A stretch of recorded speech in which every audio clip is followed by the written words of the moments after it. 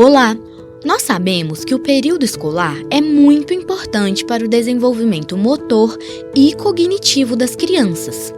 Porém, essa é uma fase bem difícil e que demanda muito esforço e dedicação da família, que deve apoiar e auxiliar a criança em suas tarefas de casa e incentivar hábitos de estudo.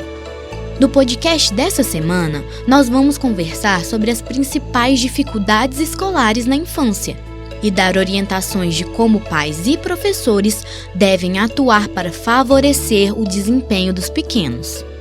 Eu sou a Madu Mendonça e você está ouvindo ao Saúde e Consciência. E para entender mais sobre esse assunto, nós convidamos a professora Ana Maria Lopes, que é do Departamento de Pediatria da Faculdade de Medicina da UFMG, para batermos um papo sobre isso. Olá, professora! Muito obrigada por ter aceito o nosso convite para participar aqui do podcast. Eu acho que nós podemos começar contextualizando a importância da escola no desenvolvimento da criança. Então, professora, qual é esse papel da escola nos primeiros anos de vida?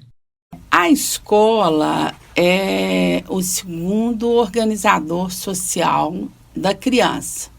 Então, nos momentos iniciais, nos primeiros anos de vida, ela tem uma função muito mais lúdica, mas também articulada ao processo de desenvolvimento, porque a escola vai estimular tanto o desenvolvimento motor, o motor grosseiro, através das brincadeiras que envolvem, mais ali as funções musculares do corpo, o desenvolvimento motor fino, que a criança começa já os seus primeiros rabiscos, através ali do lápis de cor ou do gizão, e um papel fundamental vai ser o desenvolvimento da questão social, Professor, e eu imagino que o processo de escolha de uma escola para a criança seja um momento bem complicado para os pais,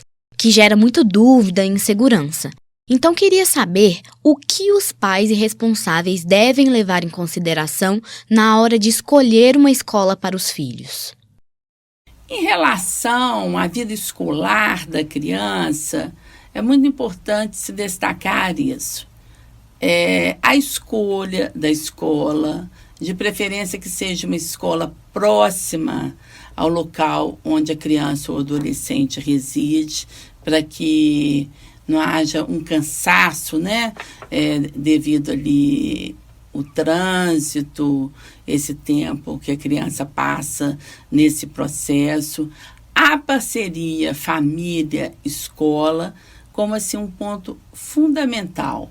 A escola é um segundo campo social, mas a família permanece como um campo extremamente importante que vai valorizar o processo de aprendizagem, que vai possibilitar que criança ou adolescente vença obstáculos e, sobretudo, construa autonomia em relação ao processo de aprendizagem e de desenvolvimento.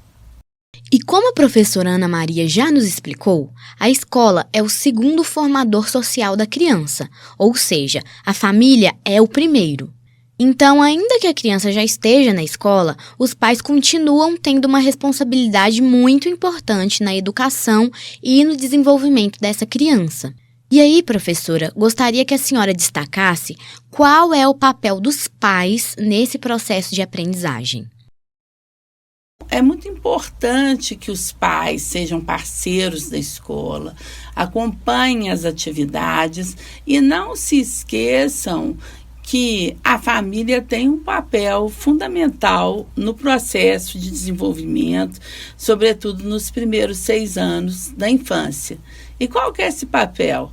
É o papel de contar a história, de cantar canções infantis, ou canções apropriadas, ao ambiente familiar e à infância, contar história, até mesmo aquelas histórias que os pais conseguem recordar vindas da própria infância. É importante que os pais passem a contar histórias, fazerem leituras de livros infantis para as crianças.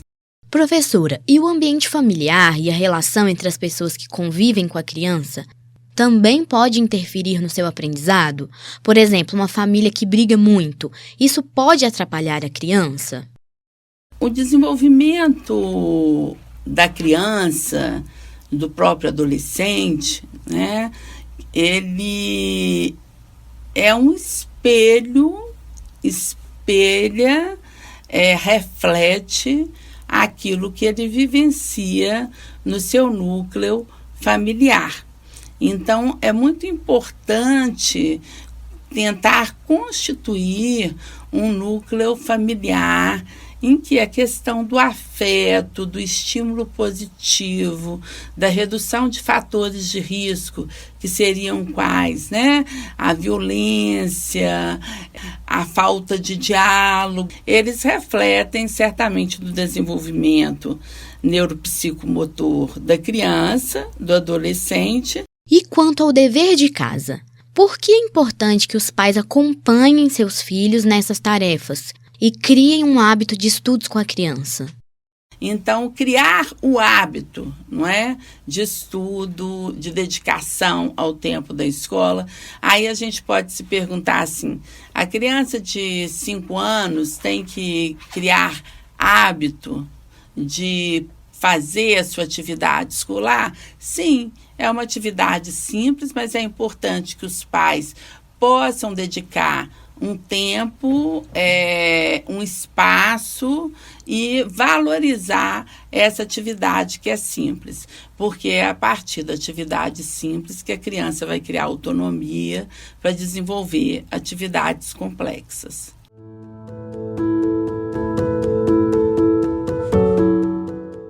Agora, pensando nas dificuldades escolares em si, professora, o que deve ser feito quando percebe-se que a criança está com alguma dificuldade escolar? Seja escola, seja família ou profissional de saúde, ao receber uma criança com queixa escolar, é sempre importante fazer uma avaliação ampla, não é? Considerar, por exemplo, se há alguma alteração do campo visual. É importante que a criança, nos seus primeiros anos de vida, já se submeta a uma avaliação oftalmológica, né, para afastar causas visuais, avaliação auditiva. Nós já falamos, da importância da relação entre pais e professores. Mas qual é a relevância de que a família leve a criança ao pediatra com a frequência adequada?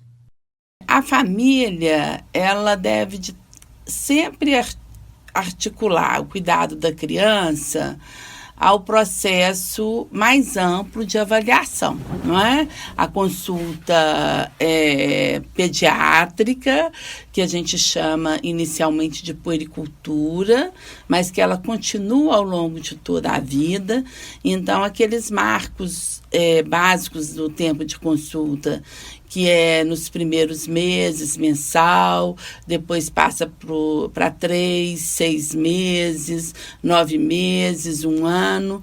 O próprio pediatra pode indicar para a família como que está o processo de desenvolvimento da criança. E caso a criança seja diagnosticada com algum transtorno de aprendizagem, durante esse acompanhamento com o pediatra, como acontece o tratamento nessas situações? Se essa criança tiver um transtorno específico, por exemplo, as descalculias, que são as dificuldades de cálculo, elas têm tratamentos específicos, né, que pode ser através do tratamento psicopedagógico, às vezes pode ter indicação do uso de algum psicofármaco que possibilite, né, melhorar o desempenho escolar dessa criança. Então, aí nesses casos, você tem que ter uma parceria família, escola e profissional de saúde que realiza diagnóstico e que faz uma proposta de um projeto terapêutico para aquele caso específico.